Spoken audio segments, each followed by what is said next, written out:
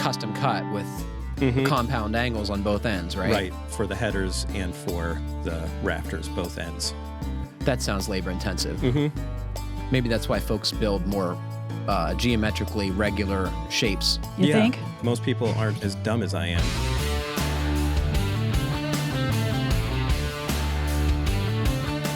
Welcome to the Fine Homebuilding Podcast, our weekly discussion of building, remodeling, and design topics aimed at anybody who cares deeply about the craft and science of working on houses. This is Senior Editor Patrick McComb. I'm joined by Deputy Editor Matt Milham. What's up?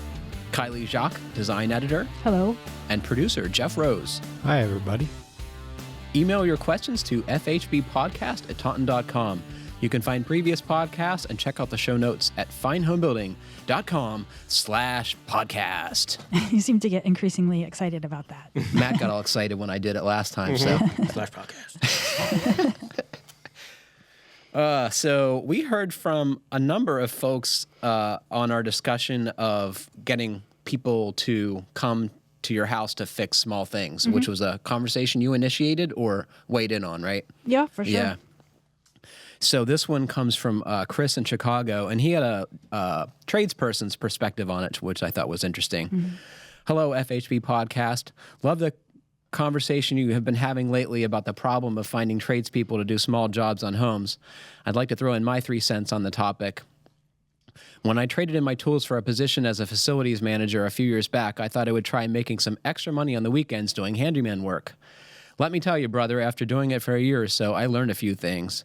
The honest truth is that homeowners are just not willing to pay what you need to charge to make it worth your while most of the time. They'll pay a heating guy or a plumber $125 or $150 per hour for a service call, no matter how painful, because they need their furnace to run or their toilet to flush. The same cannot be said for patching drywall or replacing a lock set. In reality, a handyman has the same expenses and costs that a heating guy or plumber might have, but can only charge a fraction of what they do. There's also the reality that some folks want a price up front, so you end up driving around quoting jobs you're never going to get. I can guarantee you, if I was to tell someone over the phone I charge $150 per hour, it's going to be a short conversation. I decided to just go back to delivering pizzas. I think that's what we said, right? It's very difficult to charge enough, and people, for whatever reason, don't value handy person work as much as they do plumbers. I do. You do? I'd pay that. Yeah. What do you think? Where does he live? Chicago. You That's also got to pay for unfortunate. his plane ticket. Travel time. What do you think the obstacle is for folks wanting to pay more money for people who are qualified to work on their carpentry projects? They must not value the carpentry aspect of it as much. And I mean, he makes a good point. It's not an emergency necessarily, right? They're just like, I'll just hang a picture over that hole in my drywall and it'll be fine. It's not as pressing. Yeah. Which is unfortunate because if now that I'm a homeowner, I appreciate my limited skill set and you put projects off long up and you're going to have it's going to be expensive to fix down the road, Agreed. So you're saying spending $150 or $200 bucks up front is going to potentially save a much larger repair in the future. Yes. That's a good point.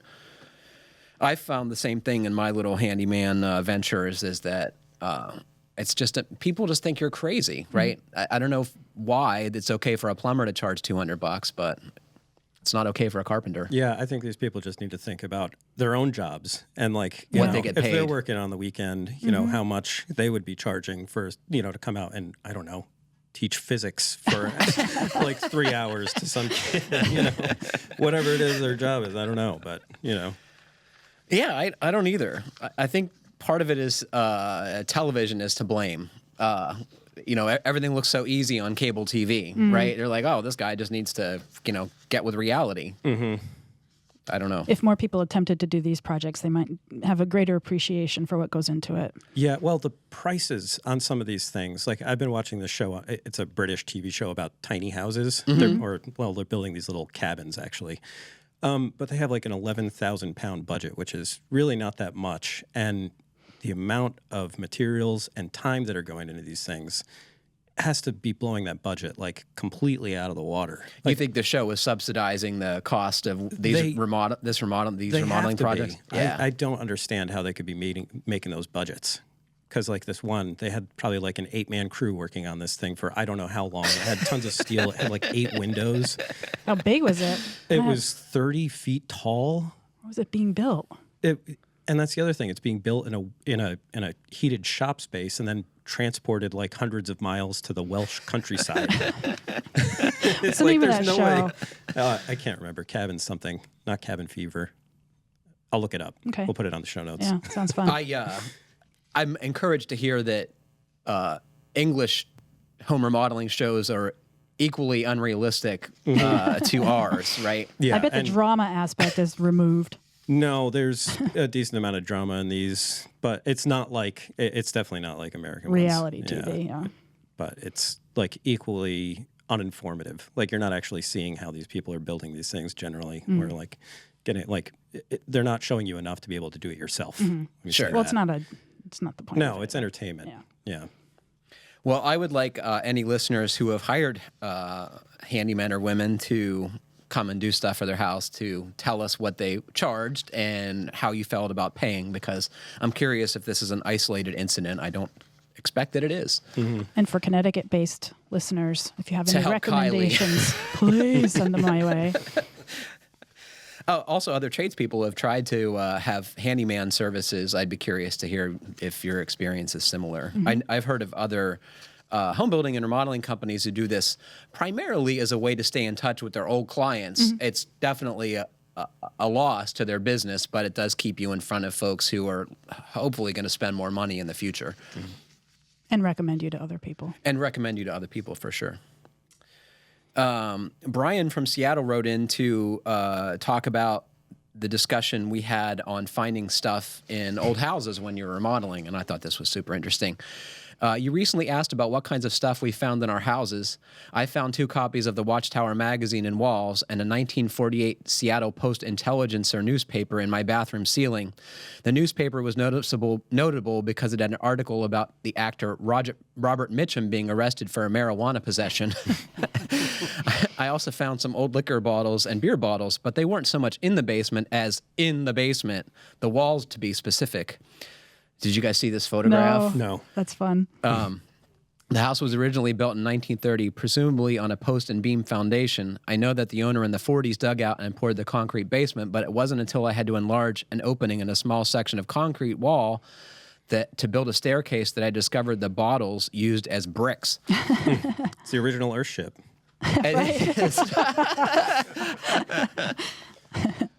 I wonder about the compressive strength of bottles. I'm sure it's like astronomically high, but I wonder if anyone has done any testing. Well, I don't think it's... I see. You don't think it's masonry? No, I don't know. They're probably fine.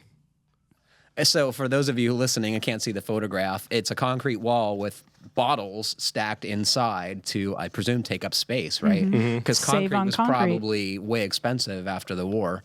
I can't tell if those bottles are intact. They look to be round. Right, but are they full bottles or were the tops cut off? Well, I think he broke them when he was cutting them. To cut the opening. Right. Yeah. Oh, right, of course. Yeah. So anyone else out there who doesn't have an earth ship but who has bottle masonry, we'd also like to hear about that. I'd love to hear from somebody who has an earth ship. I don't think they'll have nice things to say to me is the problem. Right. You do have a history talking about those. We also heard from Dane in Brisbane, California, regarding your discussion of balconies built on cantilevered floor joists from episode 197. You were talking about this detail as a relic from the 1970s, but here's an example of a soon-to-be $1 million plus house in my neighborhood doing exactly that. So apparently it has not gone away in California. Yeah. I think it's a common thing, especially because there's so many hillsides. Yeah, and the weather's perfect. You want to be outside, right? Yep. And you don't want posts like obstructing your view. I mean, I think there's a way to do it, and I suspect they're going to do it correctly in this build. But it's to make a waterproof deck out there. You can't let water run between the deck and the house, or it's going to rot. But I found it interesting. These look to be like LVL floor joists. Did you happen to notice that, you two? I didn't take a good look at it, but yeah, right? That is what it looks like. Yep. steel frame. And people ask why construction is so expensive in California. It's just like all you have to do is look at this house with its moment frames and LVL floor framing and the site work and all the concrete work and the... That looks like a complicated build right Oh, my there. gosh. And the accessibility, just to do any of this looks impossible. It's like on a cliff. Yeah. Yeah. That looks like it's going to be a sharp house, though. I like the shape of it. It looks very narrow. It looks to be like 12 feet It looks wide like to me. It's going to be small, a small build, but... That'll probably cost millions, not one. Yeah. Well, that was very interesting. So, Dane, I hope you'll keep track of this project and tell us how they deal with the obvious waterproofing complications of this cantilevered balcony. And I mean, I guess the weather's perfect in California, so it matters less, but... Rains on occasion. Yeah. So, we were talking about this morning about carpeting. Right. One of my favorite subjects. Right. Yeah. Why do you say that? I hate carpeting. I do too. With all my heart. Now, I don't have carpeting. I don't want people to get the wrong impression. Right. Because I hate it too. You have I have carpets. a rug. Yeah. Yeah, it's a carpet. I don't have a photo of it, but it's just to warm up the space because I've got all wood floors. Sure. On a crawl space. What do you mean a crawl space? Underneath. Underneath your house floor is is on a on a crawl crawl No, space. I don't mean literally warm it up. I mean visually and Oh. aesthetically warm it up. Okay. Is it cold in the winter? No, Okay. it's toasty. It's all that heat leaking out. But we were talking about, it's a very dark rug, so it's like a navy, and How is that warming the space then? well, Because it's creating blue. some contrast. Yeah. it's I don't know, it'd be a wide expanse of floor without it. Dig Yeah. it. You know, No. breaks Yeah, it up. I get Maybe it. is a better way to say it. Accent. Breaks up the space. Yeah. But anyway, periodically my cat vomits on it, so I know it needs cleaning, even though it doesn't. It doesn't show, but I just know. So I dug this relic out. I bought this when I moved into a place in New Hampshire that really needed some scrubbing. So this, for folks listening, is a consumer grade Bizzell. hot water. Is it hot? Or, Yep, yeah, it's hot hot. water steam cleaner for your carpet. Yeah, you have to plug it in hours in advance of using. I always forget that to heat up the water. I start with boiling water, which might not be a good idea. But anyway, I don't know. I pulled it out of the basement and I noticed that the tube, The hose. the hose rather, is covered in mold. Go figure. Go Because it's figure, sucking right, up all yeah. the dirt that then doesn't dry out. Yeah, right? yeah. So anyway, I just wanted you guys to weigh in on any product along these lines that you've used, because I'm not that impressed. I don't feel like my rug is clean in the end. I worked like the Dickens on it, and it's just got that little, the wand attachment is there. tiny. It's tiny, so Yeah. it takes forever. Yeah. And I try to go over every square inch, and So this is more meant for like spot cleaning, Yes. right? So but I typically use it across. on your whole rug. How big is this rug?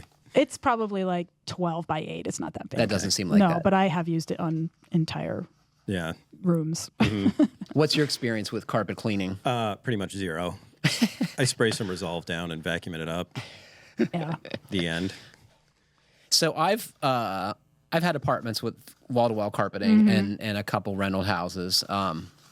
So I've hired carpet companies, and usually it's the company that has the mail circular, like it comes in the mail. It's like 3 rooms for $400 or whatever, and I've had pretty good success with that. The nice part is that you go away for a few hours or go outside, and then you come back and the thing is all done, and you Does it don't have stink, to. though?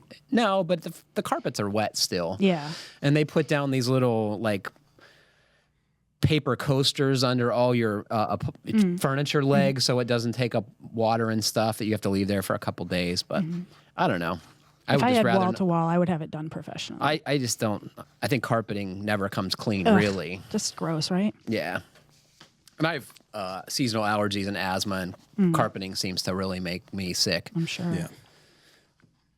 So, that's why I bought that little thing. So did this come from Target or Walmart or something for probably $100 or $200? Something like that. It's been Yeah. so long since I bought it, but So I've also used the things you rent at the grocery store, and so it's a steam cleaner. At the grocery store? Yeah, so Yeah, they like a usually Grocery store do you go to? Rug Doctor. Yeah. And they usually have a little stand near the checkout, and it's got the machines there and the respective Really? bottles of Seems chemicals so weird to me. to go to the grocery store to get your carpet cleaner. What's wrong with me? Makes perfect sense to me. Yeah. I found that they don't work any better, so I'd say pay someone if you need a carpet cleaned. Yeah. And what are you doing? You cleaning your carpets for the fall? No, probably not. Again, all I do is put Resolve down. Actually, I mean, we've got cats. We used to have a dog. We don't anymore.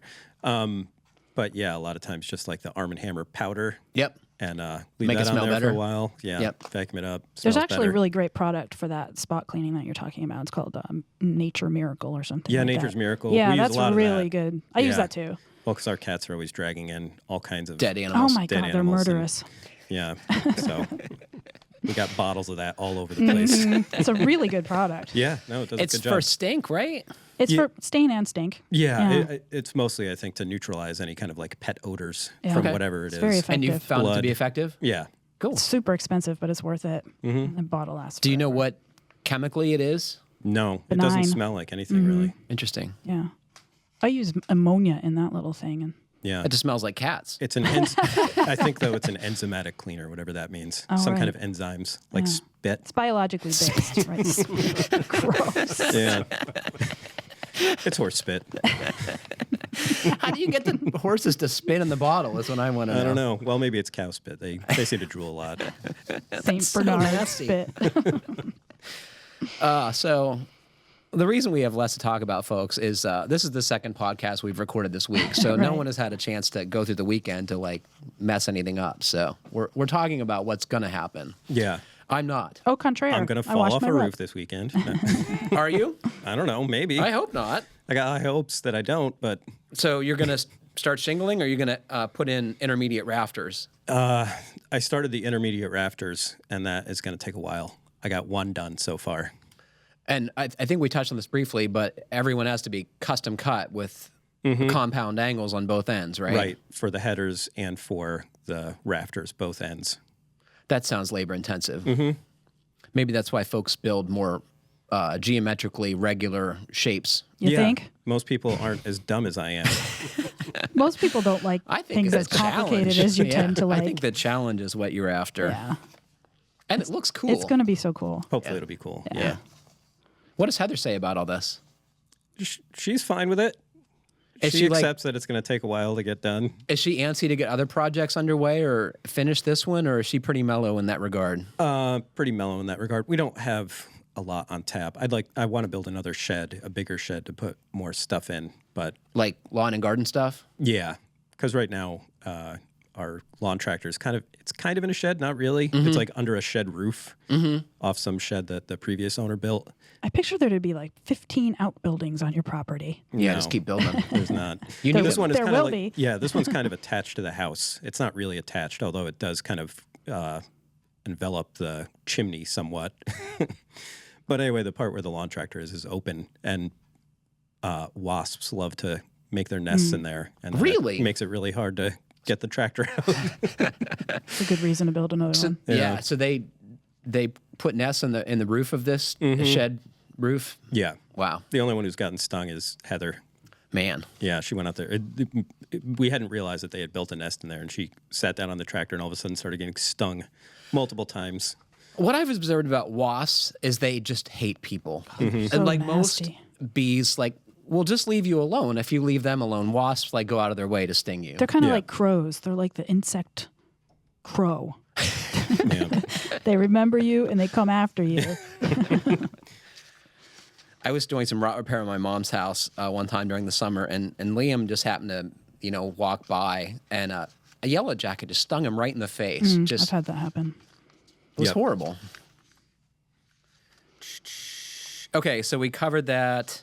Oh, I was on a photo shoot yesterday. I don't know. Did I tell you guys this? No, you didn't get into it. I went to see timber frame roof trusses being made for the CLT, the cross-laminated timber project I've been telling you guys about. So this is a small commercial space. It's going to have a timber frame roof, and then on top of it are these like solid CLT panels. They're made from small pieces of dimensional lumber all glued together.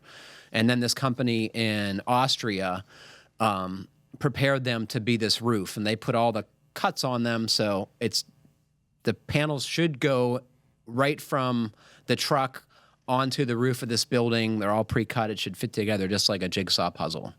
So, what's the residential application here? So, truthfully, the adoption in the residential sector is slow because these things are very expensive. So you're just doing it to cover the product? Yeah, well, Fine Homebuilding has a history of covering up and coming building technologies, and I think this is a perfect fit. And I think for high dollar projects, there are probably going to be some applications for residential work, and I suspect as more and more domestic manufacturers of these panels get on board, we're going to see more and more of it in residential construction as the costs come down. That's my expectation anyway. But from a builder's perspective, the company makes everything. All you have to do is put it together on the site. And I take that lightly. All you have to do is like everything else. But it seems like a pretty cool technology. Did you guys happen to see the photographs of the panels? Yeah. I think it's in there, Jeff. Not that I recognize. So anyway... Imagine a bunch of 2x4s. Imagine a bunch of 2x4 stacked together and then cut with bevels and miters on the corners as needed to build a hip roof. But my favorite part of the whole thing was the company's name was Massive Holes. That's an interesting choice. Yeah. It's German for big wood. Big wood. Yeah, literally big wood or massive wood. Yep. But we'll have photos of those on the podcast page for those of you to check out who are unfamiliar with cross-laminated timbers. Should we take a question? Yeah. So TJ from Bellingham, Washington, I presume, writes, "Hi, FHB podcast crew. Love the podcast and have learned so much. Who knew there was so much to know about insulating and venting houses? I have a 20 by 14 by 4 inch thick concrete slab left over from a previous homeowner that my wife and I are trying to decide what to do with. The slab was previously used as a base for a dog kennel. It's not level, is surrounded by trees, and is looking pretty rough. I currently use our 2-car garage for a little woodworking and remodeling project, so I would love to build a small shop in the space, but doubt that the slab would be useful at all for this. I'm also not sure if the space I have at this site is enough room for a shop, and if I can reasonably build a shop there due to watershed restrictions. I can't easily remove any of the trees. My wife would either like to put a small garden shed or turn the space into an outdoor patio. I know a small shed could easily sit on top of the slab and would get some of the yard equipment out of the garage, giving me a little more room. It just seems like a waste of space to not use the area to its full potential. Sprucing it up into a patio with some pavers and maybe a pergola would be a relatively easy project, but seeing as we live in the wet Pacific Northwest, I don't know how practical this would be from a usage point of view. If this was your space, what would you do with it? Creative thoughts are welcome." I'd put a sauna out there. Would you? Mm-hmm. Okay. But that's just me. So like a little wood frame structure sitting right on the slab, and you'd make steam in it and you'd go sit out there in the winter. Absolutely. Okay. Or when I saw this, I was thinking that I would be psyched to have something like that on my property because I get a lot of mulch and wood and gravel delivered, and it's always a struggle to try to keep it on the tarp, and then you get to the bottom when you're shoveling off the tarp, and that's a pain. So I don't know what the access like there, but it'd be cool to have it as a dumping ground if he needs. Oh, well, that won't work.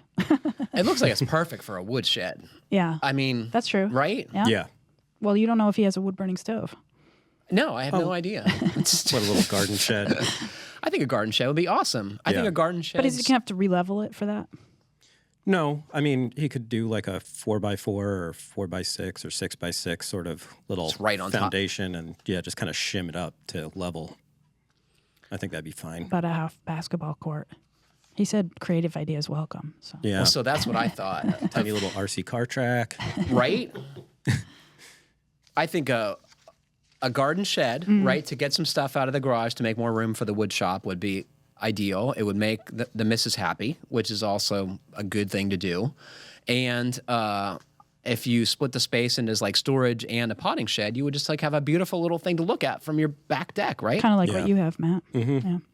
I think you would have a little bit of a hard time getting pavers on that, just because you typically excavate for those and then put down gravel and then a layer of bedding sand, and then the pavers go on top of that. If he was going to try to bed those on sand, I mean, he'd have to build that entire thing up on top of it. And you also have edge restraint typically. Right. So they're just going to roll right off. Right. Yeah. So if you don't want all of your jointing sand and bedding sand to run out the first rain you get, then you have to make a curb. You're going to have to make a curb. So you're probably going to end up using a lot more concrete around that thing. So just leave it alone? In that case, I mean, I might leave it alone. It's not attractive, like for a patio, but it's not the worst. I also thought you could pour another like topping slab on top of it, right? So 2 or 3 inches, and pour some new concrete on there that is level and smooth, and do whatever you want with it. I liked his idea of the pergola. Yeah. I mean, I hear what he's saying, given his location, but that's a nice little spot. It's so shady. I mean, a pergola would look nice, but I don't know what, benefit you'd get out of having that out there.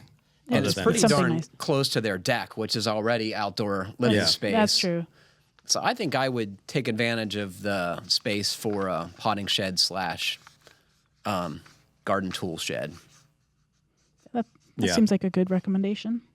Or I just tear it up and get rid of it. Nobody's talking about the elephant in the room. Yeah. Get rid of it. Yeah. And it's an excuse to rent an electric jackhammer, which will be totally fun. So Michael from Chicago is a facilities manager at his church in the northwest suburbs of Chicago. He writes, "We have this situation where during the winter, when it snows, the snow removal company applies ice melt next to the building on a wheelchair ramp, and it has begun to deteriorate the brick veneer. Below is a picture of some of the damage to the brick, sorry for the poor quality, as well as a field sketch of the damaged condition. The damage pretty much runs the length of the ramp, which is 20 feet minus a door, and ends up about 7.5 inches up the wall. Options to repair. 1, remove and replace the brick. This is challenging because the concrete ramp is poured against the brick. Also, it does not really address the underlying issue, which is the ice melt is damaging the brick. The other option is cover the brick with some trim or flashing detail. This could just be a standard piece of flat trim stock, such as PVC or cement board. I also looked for specific brick flashing and came up with reglet flashing. This would need to be cut into the masonry either in a continuous slant across the bricks or in a stepped configuration. Before covering up, I was considering applying a liquid-applied flashing, such as Prosecco. Yeah. I always mess up those two things. They're not interchangeable. One tastes great. The other one kills you.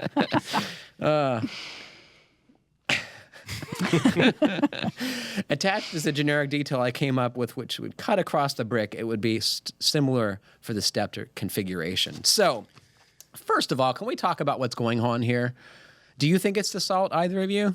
It may or may not be. It may or may not be. The thing is, like, brick at this level always needs repointing. So it's not unusual. I mean, in a lot of places, what they'll do at the bottom of these walls is they'll use, like, massive hunks of stone or something else that's a little more... harder. A little more resilient in this sort of position. But I don't think he needs to go to the extremes that he's talking about. I think it's just sort of a maintenance thing. And but the bricks look to be damaged somewhat. You just let that go, or what's the fix for the brick? If the brick itself is damaged, then you may need to take those out and replace them. But this is probably just a veneer, right? That's what he says. It's not a load-bearing wall. Yeah. So I think there might be more than one thing going on here. So this ramp is poured up to the base of the masonry veneer, right? Ordinarily, good practice would be to have weep holes, right, that allow water that's gotten behind the brick, either through leaks or solar vapor drive, to get out. So if the water is trapped in there in the wintertime, it's going to spall. It's going to blow off that brick. So I would want to know if there's water behind that veneer and what can be done to get some of it out of there. I think the corrosive nature of the salt is potentially a problem and might be what's going on here, but I would dig a little deeper to see what's going on. because I don't know that the dealing with the salt is going to solve the larger issue. So would you do any flashing in there if you were going to add weep holes? So what I would do is drill some holes in the mortar joints and like see if water pours out of it to start with, right? And then I would tuck in some, I don't know, it's like this kind of cord that they use in weep holes oftentimes that it's laid in the mortar joints when the brick goes up, and it's meant to wick the water out from behind the brick. And I would put those in there and patch it back up, as you say, repoint it. Yeah.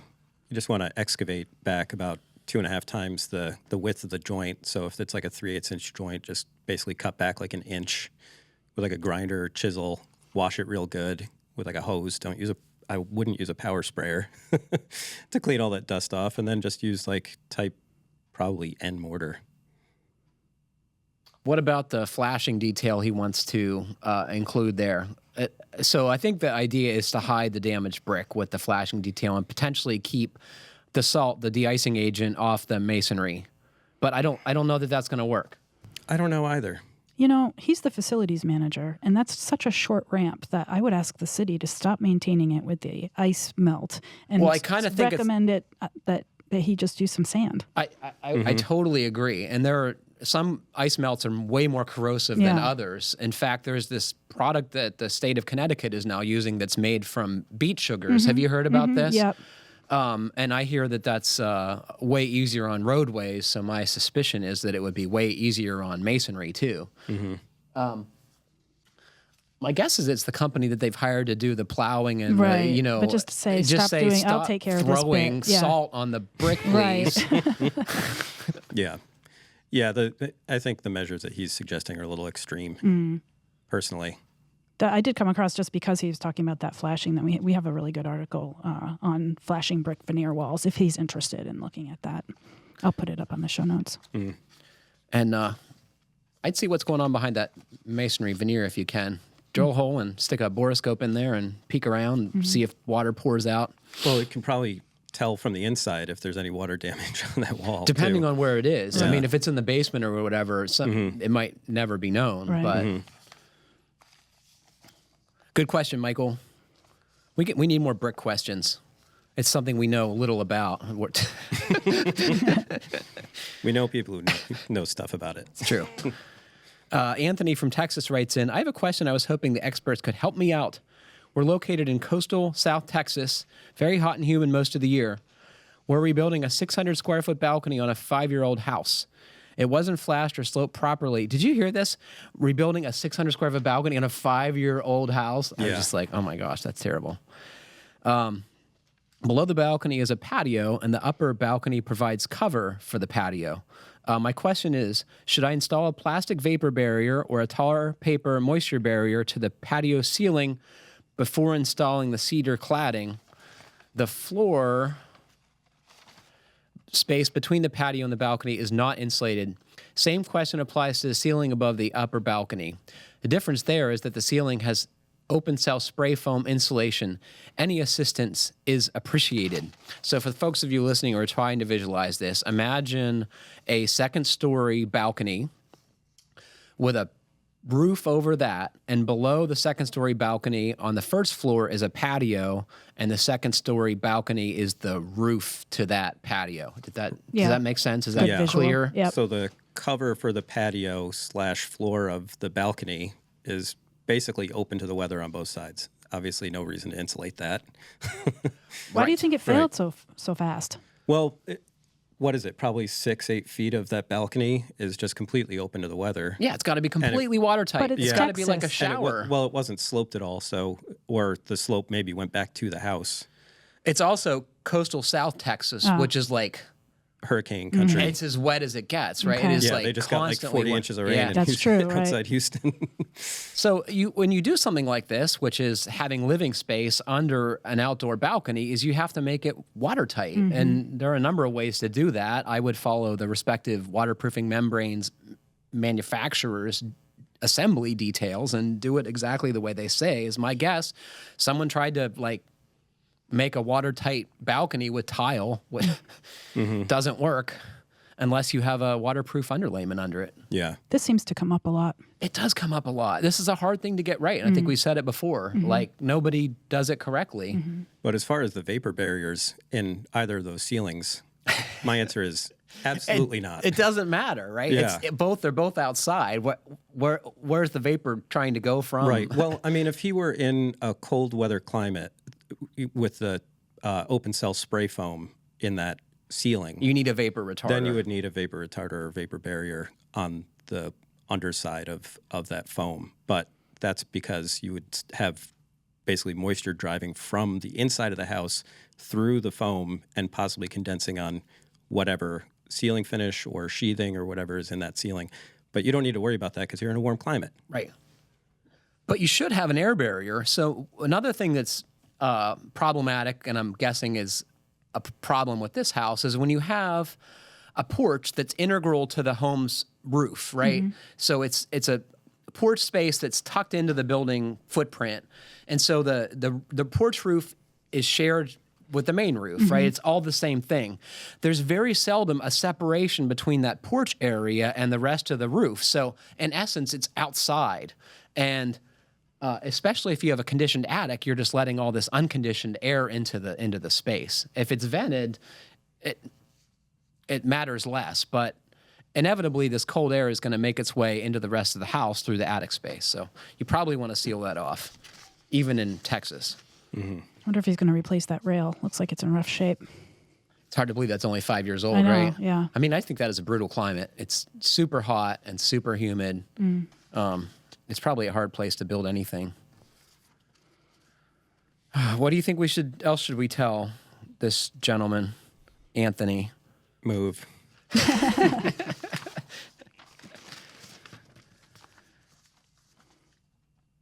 Do you think Anthony built this house? I don't think so. No. He's asking the right questions. Our final question comes from John. He says, Dear Fine Homebuilding Podcast, I'm an avid listener and home DIY and equipment tinkerer. I'm looking to downsize my home shop into a 12 by 24 garage workshop. For space savings, I'm considering selling my Grizzly G1023 cabinet saw and using a job site saw, either the Bosch 4100 or the SawStop job site saw, since I have a Capex miter saw and Festool MFT/track saw for processing material as well. My question is, can I expect to get consistent quality cuts on a job site saw as I have from my cabinet saw? What is the cut quality and consistency of the new SawStop Job Site Pro versus a cabinet saw? Thanks again for all your great content. This question probably titillated you. Oh my God, I was so titillated. Well, So, no, you cannot accept to get the same cut quality. It's just not the same thing. no. And depending on what you're doing, a job site saw might be fine. If you're doing like job site ripping extension jams and ripping shelving and ripping edge banding and maybe doing build-ins and stuff, a job site portable is fine. But if you intend to use it for joinery or whatever, you're going to want a cabinet saw. And admittedly, his cabinet saw is on the entry-level part of the spectrum. I looked it up this morning, and that Grizzly model retails for between $1,500 and $1,800, depending on how big the rip capacity is. And the job site SawStop model is nearly as much at $1,400. So, but it also won't cut off your finger. So, I mean, you have to you have to put that as part of the equation, I would say too. Yeah. And the SawStop, I've been using it for weeks now, is the best job site portable. But if you're expecting for it to be quiet and vibration free and have the sizable table of a cabinet saw, I think you're dreaming. Yeah. What do you think? Well, yeah. I mean, the arbors are the same size, but the way everything gets mounted in these job site saws, it's not nearly as sturdy as a cabinet saw. And I mean, I've just never been able to get as clean a cuts on a job site saw as I can get on. Do you want to talk about how they're constructed differently? Because I think that is a key to helping people understand why that one works better than the other. Well, I don't know enough about exactly how everything is assembled. But I mean, the arbors are on like a tiny little motor, right? In these job site saws, Yeah. which are kind of then mounted to like a welded steel frame that is probably It's always like mounted encased to in plastic. the table, Right. which is a piece of aluminum. Right. And not that there's anything wrong with that, but it's just not. Solid. Yeah, it's not solid. So like a cabinet saw, it's got a steel cabinet, and then the trunnion is mounted to the cabinet, and the top is put on after the fact, right? So inevitably, you need to align the blade to the miter slot, which in turn is going to register it so it's parallel to the fence. On a cabinet saw, you can loosen the bolts that attach it to the cabinet. You can loosen the bolts that attach the top to the cabinet, and you can tweak that super easily with a rubber mallet just by whacking it on one in the corner or the other. Whereas a job site saw in what are described as contractor and hybrid table saws have the trunnion mounted to the underside of the table, which makes it less expensive, but it also means that when you go to align it, you have to crawl under there, loosen the bolts, move the trunnion around in relation to the table, and square it up that way. And it's a much bigger pain in the butt. Do you guys have both? I don't have a cabinet saw, but Yeah, just two job site saws. it's interesting. I've been considering getting a cabinet saw because I've been doing more furniture making, Yeah. right? And you can do a joinery with much greater precision, generally speaking, than you can with a job site portable. But I mean, I don't want it to take up all the room that Right. a cabinet saw takes up. Yeah.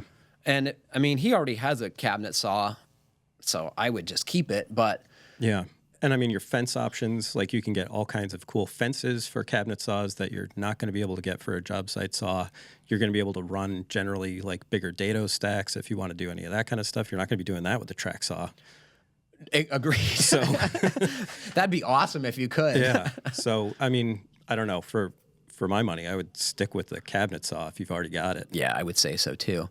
One thing is like using a cabinet saw is just so much more pleasant. It's kind of what people describe as a DC or an induction motor, which makes its horsepower at a pretty low RPM compared to the what are described as universal motors on a job site portable, which are probably spending at 3,000 or 4,000 RPM to make their what they claim is 3 horsepower, which is really laughable. It's probably closer to a horsepower or 1.5 horsepower, but and it's screaming loud. Whereas a cabinet saw is pretty quiet. Does Justin have a cabinet saw? He does. He has a saw stop cabinet saw because he makes lots of money. He has a much bigger shop than you guys have too, right? Yes. I don't know what to. I mean, I would have both. Frankly, I would want a job site portable to take outside or to take with me when I'm working on stuff that you're.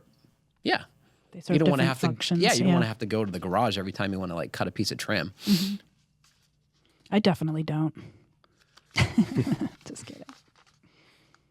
What else do we have to say about cabinet saws? Heavy. They're heavy. If you're but- planning on moving, don't get a cabinet saw. Yeah. Extension tables, though, and all that. I think that's going to be a lot easier. I don't know. Yeah, Than it is with a job site saw. totally. And honestly, if you're looking to save space, like the job site portables with a stand, they even folded up take up a space about, I'd say 2 foot deep by 3 foot wide. So, I mean, that's not much less than a cabinet saw with a smaller rip capacity. I mean, if you have 60 or 72 inches of rip capacity, yeah, it's going to be way bigger. But if you have 36 or 30, boy, it's a pretty similar footprint. Mm-hmm. Shh. What was our closing thing today? I don't know. I don't have that. Neither do I. Is it on the slideshow, Jeff? Oh, yeah. Oh, from Brian? Yeah. So our coworker, Brian Pontalillo, recently moved to Charleston, South Carolina. And he was saying on Facebook that Charleston, given its historic nature, has a historical review commission, and they apparently are resistant to let folks demolish historic buildings. So he put up on Facebook a project that he rode by on his bicycle recently, and it's a 2-story narrow basket case is the only way I can describe it. It is like the most structurally unsound single-family home I've ever seen. That's commitment right there. And what are they refusing to allow these people to demolish? Yeah, they this have house? to rebuild it. They have to rebuild it. They have to rebuild it. Yeah. And what's ironic to me is like there's an addition on the back that's probably a third the size of this original building. So, Are they not I mean, touching it's not that much different, I would argue. What's the historical significance of this building? Do we know? No, he didn't. Or get is it into one of those things where, like I think Cooperstown, just New as- York? I think it's just because it's old. yeah. That's So- silly. Just So- yesterday, Matt, weren't you just saying just because it's old doesn't mean it's worth saving? Yeah. I mean, some structures are just not worth saving. Yeah. But like, yeah, Cooperstown is an old town. And I think the entire town itself has some sort of like historical, like they're a historical town. So they have to maintain a certain number of old buildings in order to retain that. What is So they're very resistant Designated to letting people designation? like knock down houses. Like the biggest basket case house, they make you try to save it. What is like who designates a historic town? Is that the I have Park no Service idea. or the federal government? I think it's government. It is some sort of government thing that they're applying to for this, but And what do you get for that? I mean, I presume there's tax breaks they or I don't know. I think they just put a stupid plaque outside the town, and like they get That's a bragging good question. rights. I never thought about that. I mean, But because it's like, always called out if you're a National Historic Site. It's always, you get that designation attached to you and you get to use it all the time for everything. Somehow it gives you some prestige.